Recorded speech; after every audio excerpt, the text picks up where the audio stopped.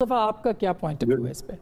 अस्मा बहन, एक इस ज़िमन में मैं दो चीज़ें अर्ज करना चाहूँगा। एक कॉन्स्टिट्यूशनल आईनी कानूनी डिबेट है और एक जमहूरी डिबेट, जो कि कायदा साहब भी बता रहे हैं। अब जो आईनी डिबेट है उसके अंदर तो ये बात सरेदस्त तो दुरुस्त महसूस होती है कि जब एक जमात बतौर जमात इलेक्शनों में हिस्सा ले नहीं पाई तो फिर उसको ये सीट्स कैसे दे दी जाए, और स्पेशली जब उन्होंने सुन्नी इत्तेहाद काउंसिल में शमूलियत इख्तियार की गई हो। सुन्नी इत्तेहाद काउंसिल की अपनी कौमी असम्बली या किसी और असम्बली में कोई सीट्स नहीं है। लेकिन इससे बड़ा जो डिबेट है वो जमहूरी डिबेट है कि आप तहरीक इंसाफ को बतौर एक हकीकत तस्लीम करने के लिए तैयार नहीं है।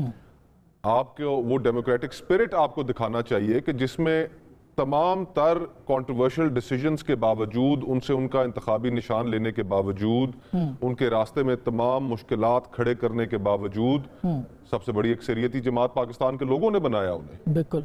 और अगर वो अक्सरियती जमात फिर उसके बावजूद भी बन के आ गए इन तमाम तर मुश्किलात के, तो उनका हक जो उनसे छीना गया था, मैं समझता हूँ वो गलत तरीके से उनसे लिया गया था, उनको वो देना चाहिए। तहरीक इंसाफ को देखिए, आप लोगों को सिस्टम से इतना ना करें कि वो फिर अल्टीमेटली एक्सट्रीम पोजीशंस लेने पे मजबूर हो। आप उनको उनका ये हक दें।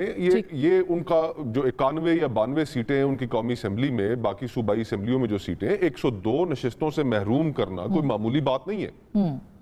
ये एक उनका राइट है, और इससे फिर तलखियां मजीद बढ़ेंगी। वो तो कवानीन को देखेंगे ना, आइन और कानून को देखेंगे ना। अस्मा बहन, वो जो डिसीजन था सुप्रीम कोर्ट का जी, उसके ऊपर भी बहुत से लोगों का व्यू है, मेरा अपना व्यू है कि वो डिसीजन इनसे निशान लेने का, ठीक, ईसीपी का डिसीजन, वो ठीक नहीं थे।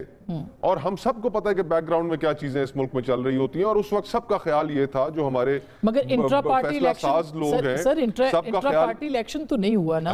इंट्रा पार्टी इलेक्शन पे सवाल और किन जमातों पूरे दिन की थी। ये मैं झगड़ा साहब का, अस्मा बहन, सारी जमातों के इलेक्शन इसी तरह के होते हैं जिस तरह के उनके हुए थे। हम भी जमातों में रहे हैं, हमें भी पता है।